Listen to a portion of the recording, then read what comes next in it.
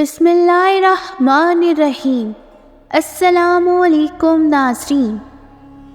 ایک ایسی قوم جس پر اللہ نے اپنا دردناک عذاب نازل فرمایا اور اس قوم کے تمام لوگوں کو بندر بنا دیا۔ اس قوم کے لوگ کون سا ایسا گناہ کرتے تھے جس کی وجہ سے اللہ نے ان پر دردناک عذاب نازل فرمایا؟ یہ لوگ بندر بننے کے بعد کتنی دیر زندہ رہے اور پھر ان کو کس قدر دردناک موت آئی؟ جب یہ لوگ بندر بن گئے تو یہ لوگ اپنے عزیز و اقارب کو دیکھ کر ان سے کیا کہتے تھے؟ اور کیا آج کے دور میں پائے جانے والے بندر اس قوم کی نسل میں سے ہیں؟ ان تمام تر سوالات کے جوابات قرآن و حدیث کی روشنی میں آج کی اس ویڈیو میں ہم آپ کو بتائیں گے، لہٰذا آپ سے گزارش ہے کہ ہماری اس ویڈیو کو اینڈ تک ضرور دیکھیے گا۔ اور ناظرین، ہم نے اپنے چینل پر اسلامک واقعات کی سیریز سٹارٹ کی ہے، اس حوالے سے اپنی رائے کا اظہار ضرور کیجیے گا۔ انسانوں کے بندر بننے کی ابتدا حضرت داؤد علیہ السلام کے دور سے ہوئی۔ اس واقعے کا پس منظر کچھ یوں ہے۔ حضرت داؤد علیہ السلام اور ان کی قوم سمندر کے کنارے ایلا نامی گاؤں میں رہتے تھے اور ان کی تعداد 70,000 کے قریب تھی۔ یہ قوم بڑی ہی خوشحال تھی اور اللہ کی فرما بردار قوم تھی۔ اس قوم کو اللہ نے بے شمار نعمتوں سے نوازا تھا۔ ہر طرف سرسبز و شاداب باغات اور ہر طرف ہریالی ہی ہریالی تھی اور اللہ کی بے پناہ کرم نوازی تھی۔ یہ لوگ اپنی اس زندگی میں بہت ہی خوش تھے۔ حضرت داؤد علیہ السلام کی قوم چونکہ سمندر کے کنارے رہتی تھی تو اللہ کا ان پر یہ خاص کرم تھا کہ سمندر کے اس کنارے پر بے پناہ مچھلیاں آتی تھیں جن کا یہ لوگ کاروبار کرتے تھے اور بہت ہی خوشحالی والی زندگی گزارتے تھے۔ جب یہ قوم اللہ کی نعمتوں کی وجہ سے خوشحال ہو گئی تو اللہ کی نافرمانی پر اتر آئی اور طرح طرح کے گناہوں کے اندر مبتلا ہو گئی۔ اور پھر ایک دن اللہ نے اس قوم کا امتحان لینے کا ارادہ کیا۔ حضرت داؤد علیہ السلام کو وحی بھیجی کہ اپنی قوم سے کہہ دے کہ وہ ہفتے والے دن مچھلی کا شکار کرنا بند کر دیں۔ اس طرح اللہ تبارک و تعالیٰ نے حضرت داؤد علیہ السلام کی قوم پر ہفتے والے دن مچھلیوں کا شکار حرام فرما دیا اور پھر یہاں سے اس قوم کی بربادی شروع ہو گئی۔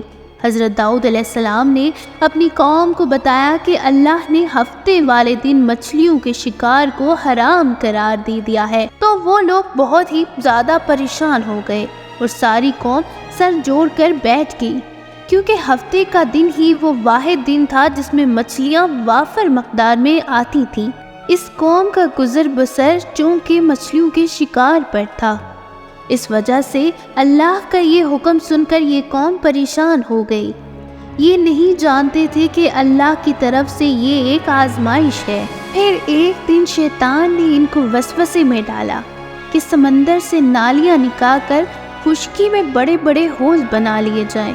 جب ہفتے والے دن مچھلیاں آئیں گی تو نالیوں سے ہو کر ان بڑے بڑے حوضوں میں آ جائیں گی اور اس طرح پھر ان نالیوں کا منہ بند کر دیا جائے۔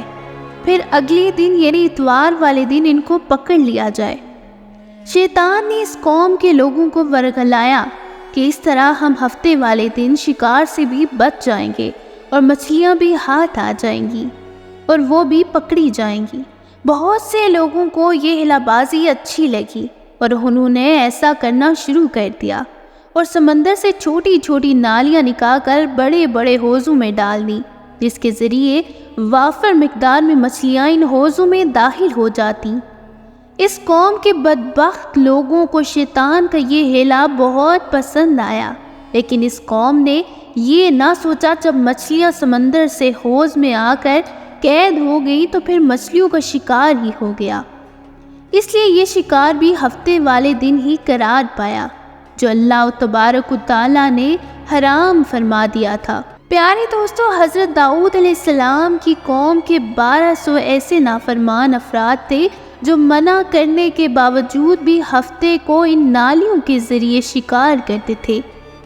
حضرت داؤد علیہ السلام نے ان 1200 نافرمانوں کو اللہ تبارک و تعالیٰ کے عذاب سے ڈرایا کہ وہ اللہ کی اس نافرمانی سے باز آ جائیں، لیکن وہ لوگ باز نہ آئے اور کھلے عام شکار کرنے لگے۔ پھر ایک دن حضرت داؤد علیہ السلام نے غضبناک ہو کر شکار کرنے والوں پر لعنت فرما دی۔ اس کا اثر یہ ہوا کہ ایک دن خطاکاروں میں سے کوئی بھی اپنے گھر سے باہر نہ نکلا۔ یہ منظر کو پہچانتے تھے اور ان کے پاس آ کر ان کے کپڑوں کو سونگھتے تھے اور زاروں قطار روتے تھے، لیکن وہ کچھ بول نہ سکتے تھے۔ یہ سب 3 دن تک زندہ رہے اور اس درمیان میں کچھ بھی کھا پی نہ سکے، بلکہ یوں ہی بھوکے پیاسے سب کے سب ہلاک ہو گئے۔ شکار سے منع کرنے والا گروہ ہلاکت سے سلامت رہا، اور صحیح قول یہ ہے کہ دل سے برا جان کر خاموش رہنے والوں کو بھی اللہ تعالیٰ نے ہلاکت سے بچا لیا۔ اللہ تعالیٰ ہم سب کا حامی و ناصر ہو۔ اس طرح کی مزید ویڈیوز دیکھنے کے لیے کمنٹس میں اپنی رائے کا ضرور اظہار کریں۔ چینل کو سبسکرائب کریں۔ ملتے ہیں ایک نئی ویڈیو کے ساتھ، تب تک کے لیے اللہ حافظ۔